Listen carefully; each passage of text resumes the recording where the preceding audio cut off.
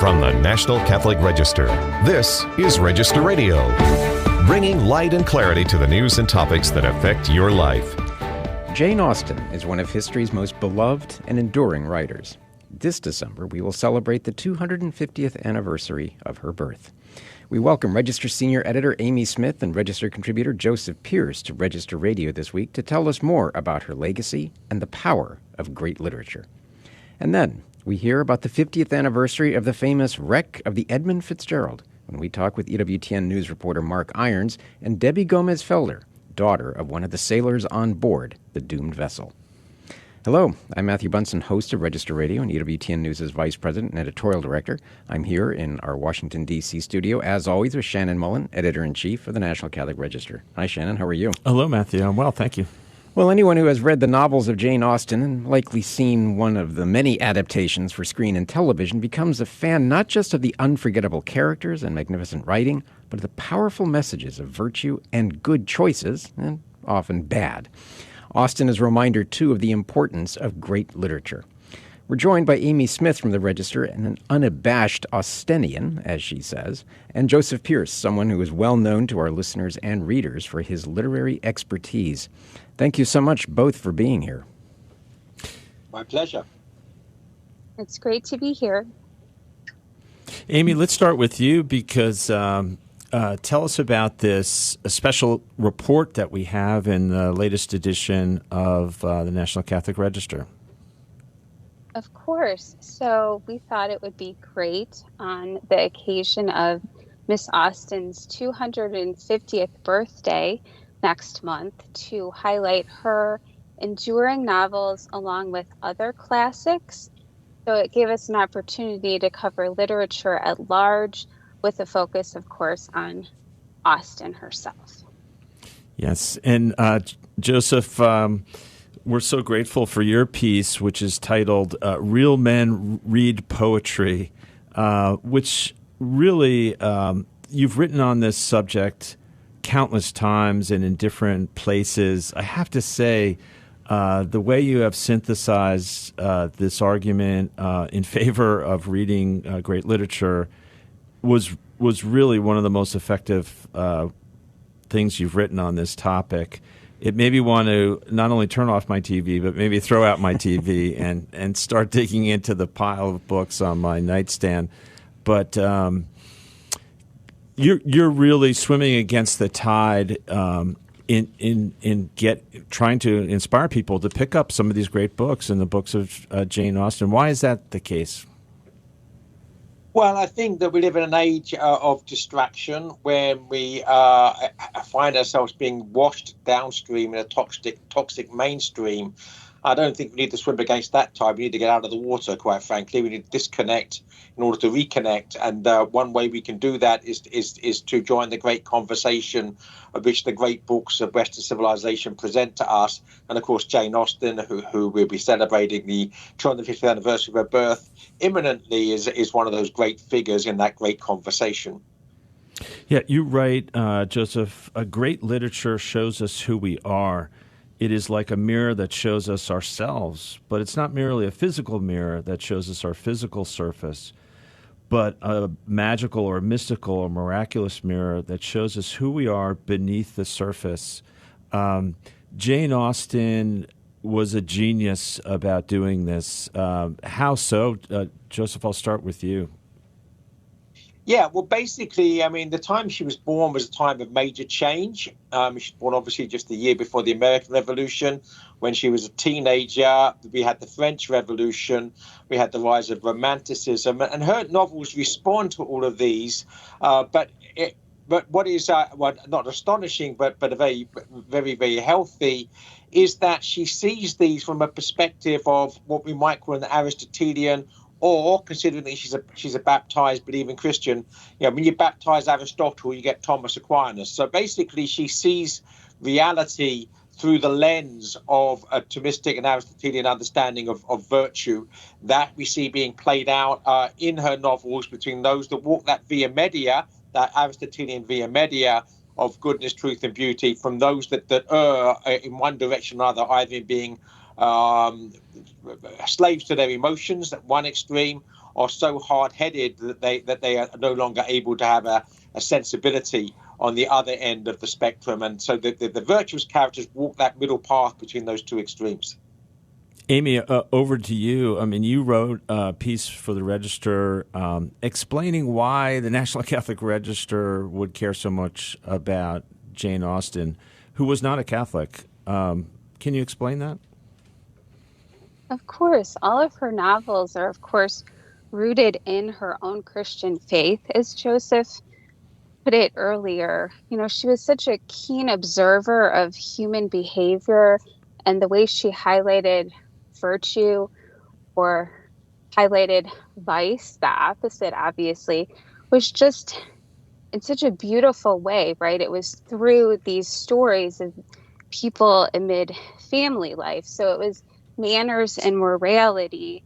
So you see these characters with their siblings, with their parents, in their communities, their little country villages. But it was focused on these important things. How do I live well within my family? What kind of person do I want to become? What kind of person should I marry? You know, so the heroines are looking at the heroes saying, what gentleman is a good match for me? Or why isn't this other gentleman a good fit for me, of course? And so just really, how can I be a better daughter, sister, friend? And those themes are so timeless, right? So it's not just in the context of this English village life, but we can relate. A lot of the sources in my story just kept going back to it's so relatable. Jane, as a woman, as a Christian woman, knows womanly hearts. She knows the stories that will touch our hearts and really impart these beautiful lessons. And really, just all of the novels have different takeaways. My favorite line, though, is from Sense and Sensibility. She had an excellent heart, which is written about heroine Eleanor Dashwood.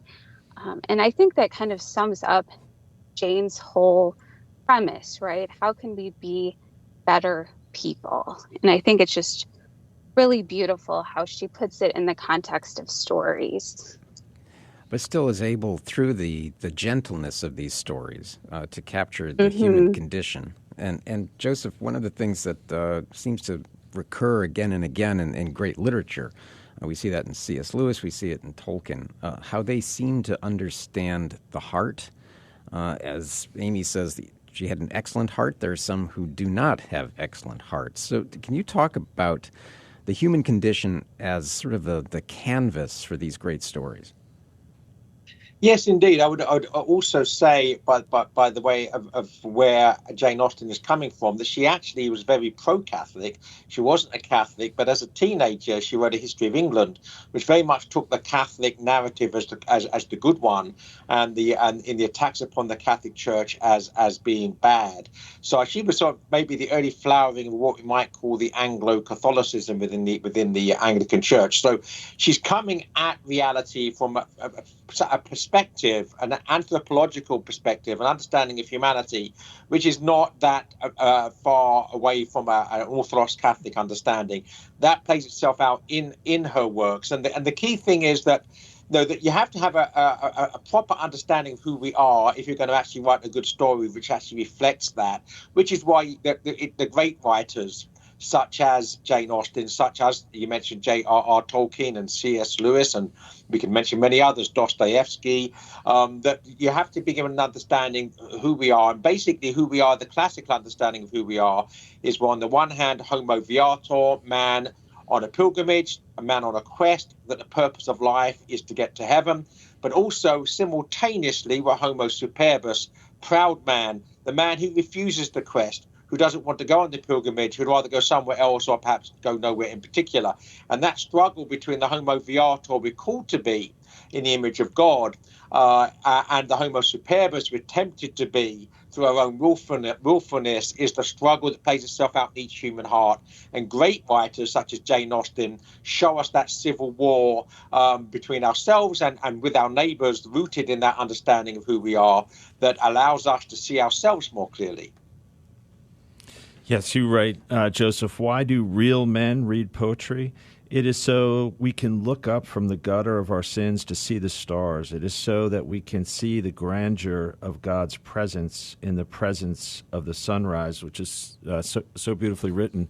I don't want to open up a can of worms, but there's been many adaptations of Pride and Prejudice on the screen. Can each of you tell us, what is your favorite?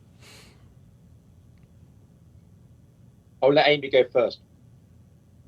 Well, I think everyone loves the BBC version, of course, but the other version with Keira Knightley is a lovely watch as well. Donald Sutherland is a really great version of Mr. Bennet in that one, and each of them have just beautiful scenes, so I don't think you should exclude one at the expense of another. I think it's always worth watching Austen films, whatever the adaptation. I would add to that, not by way of wanting to disagree, but I'm very much a purist, and I, for instance, find it very difficult to watch adaptations of Shakespeare because they're usually ruined. It's what I call Shakespeare abuse. And I think that Jane Austen suffered from the same thing, particularly in the more modern adaptations. But I would agree that that the BBC Pride and Prejudice is extremely good, and I can't think of a better Mr. Darcy than Colin Firth's. Mm-hmm. Yeah, I have to jump in and agree about Colin Firth. He was magnificent. Can we say also that the BBC version has the advantage that it is pretty much the whole thing? It's not sort of truncated as would be needed or necessary for television. I'd love your take, though, very briefly from both of you on Sense and Sensibility, because I think that is also a pretty remarkable adaptation. Well, I don't want to comment on the adaptation. I have enjoyed the only one I've seen. Now, that's the one with Hugh Grant in it.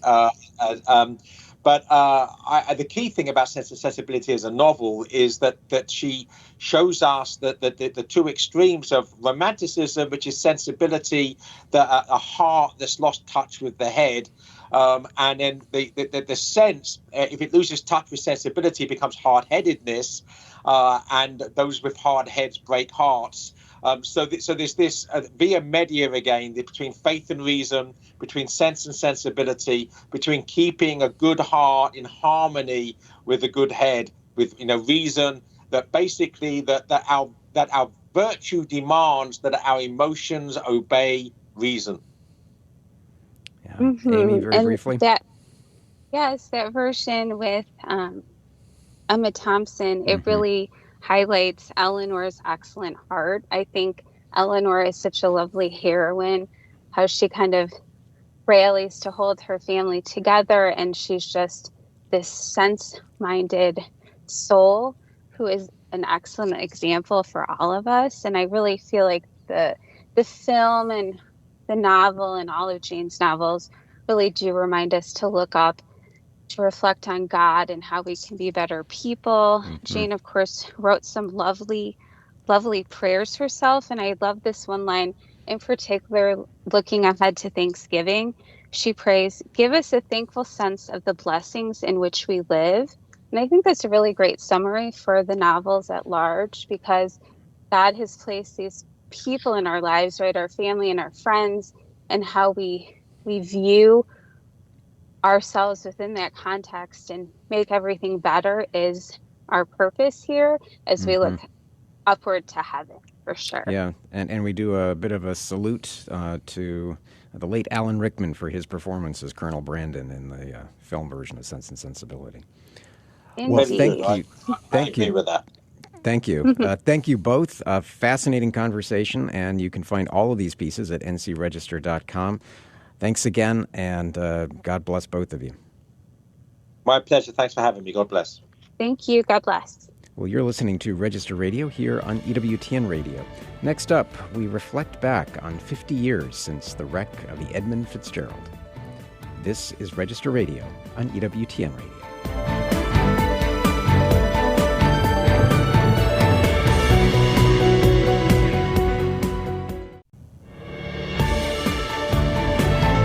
Let's return to Register Radio on EWTN. And welcome back. I'm Matthew Bunson here in studio with Shannon Mullen, as always, Editor-in-Chief of the National Catholic Register. Well, 50 years ago this month, all 29 men aboard the cargo ship, the SS Edmund Fitgerald, sank into the icy depths of Lake Superior.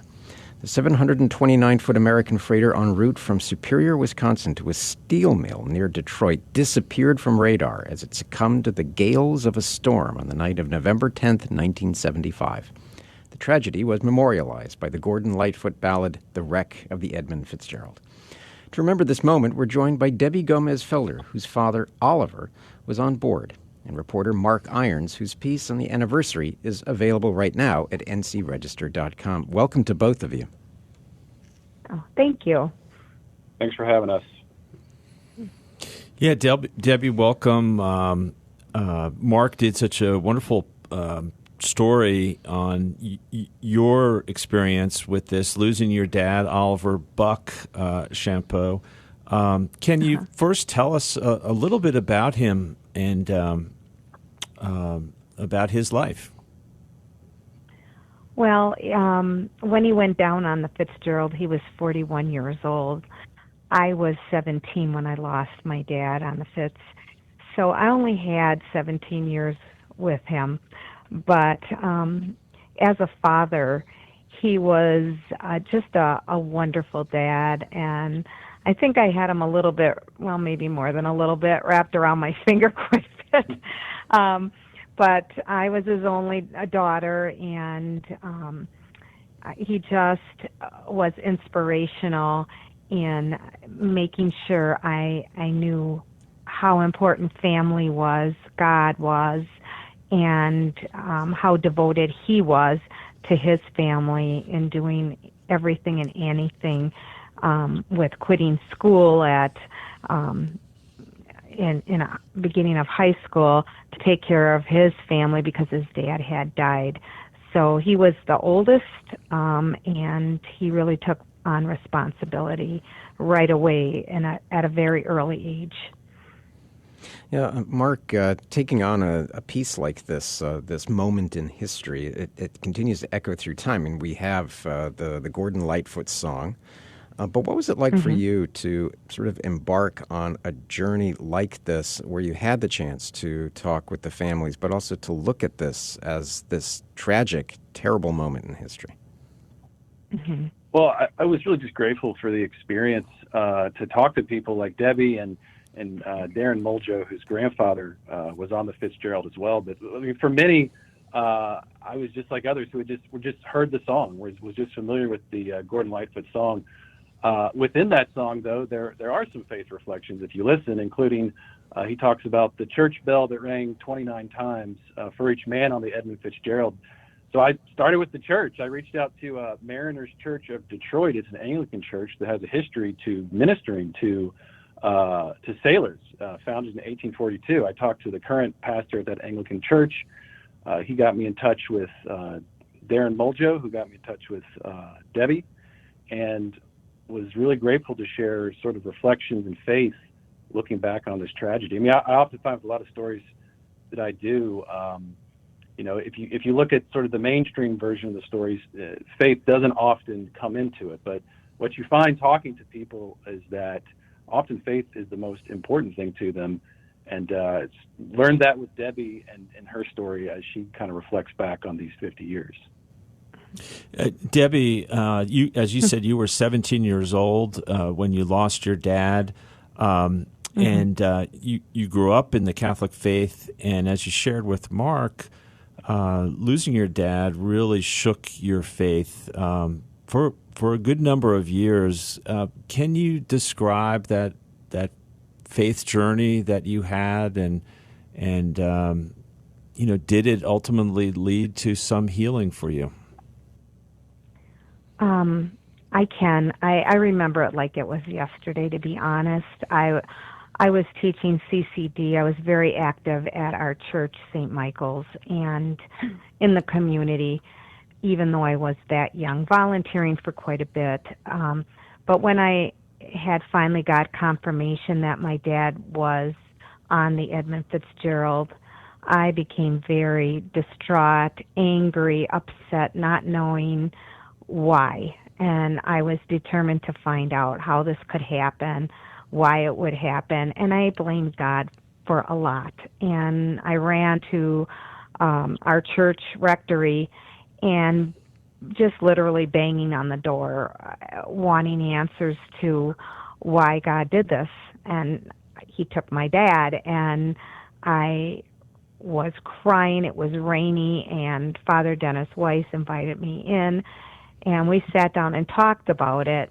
And he calmed me down quite a bit, but I still didn't feel like I had answers. I knew I had to dig down deep in my faith, which was there, but the anger overtook quite a bit of it, and I think it took me a while to get grounded again, and I left the church. I didn't go to Mass on Sundays. I didn't go to, confession.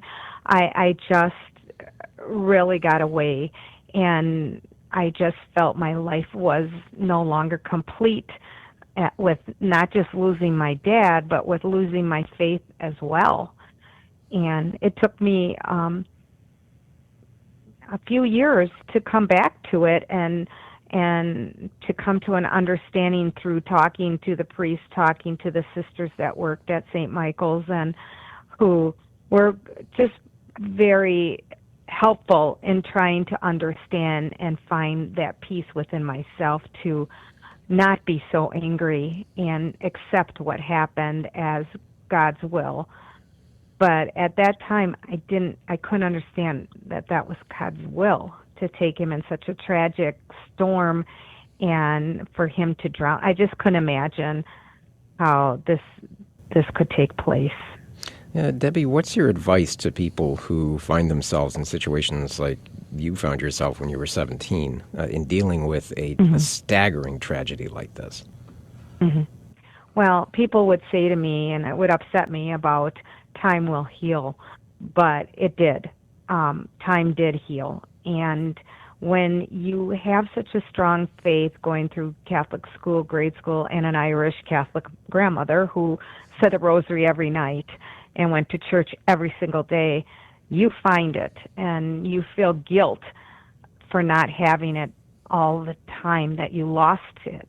And I think eventually I felt at peace with the fact that I was going to see my dad again. It wouldn't be on this earthly like it is now, but it would be, in heaven. And it wasn't truly the end, that our life on this earth is really just a stepping stone to something much better ahead of us. And I just had to come to peace with it happened, and he's out of my life, but I have God. I have my priest at church. I had a lot of comfort through family, and I just was able, through all that support, to overcome it. But it was a very trying time back then. I didn't think I'd ever go back to church again. I swore at God. I've never felt that in my entire life. And it really showed me strength as time went on to be able to handle loss. And I had a lot more coming. I had, my grandmother I was very close to, and she helped raise me. She passed away. My mother passed away at 50 with cancer. And then I went through a divorce, which felt like a death. And I remarried, was married for over 25 years. And my husband passed away 4 years ago. And so I was constantly saying, that's enough. Okay, Lord, that's enough. And And then I started to look inward more towards, I have 5 healthy children. I am blessed. There's so many other blessings. Yes, this is what life is about. You lose those you love, but it isn't forever. And I will see them again, and I know that. But it took me a while to grasp to that, to find that peace. And my children helped me after I had, 5 children. I was the only child, so having 5, I made sure they had each other, that they didn't battle anything alone. And our family was a blessing, and I couldn't overlook the blessings God had bestowed on me. Yeah, exactly. So that's a lesson for everyone. And Debbie, we're so grateful to you for sharing your story. And I know that your father and all of you are in our prayers. Thank you so much. We need it. We constantly need it. We do. Well, thank you both, Debbie and Mark, for your reporting. You can find it at ncregister.com. The title is Edmund Fitgerald at 50, The Gales of November and the God Who Remembers. Well, that's it for Register Radio for this week. Remember, for more news, analysis, and commentary, check out the National Catholic Register online at ncregister.com. On behalf of our producer, Michael McCall, and Shannon Mullen, I'm Matthew Bunson. Until next time, please take care and God bless.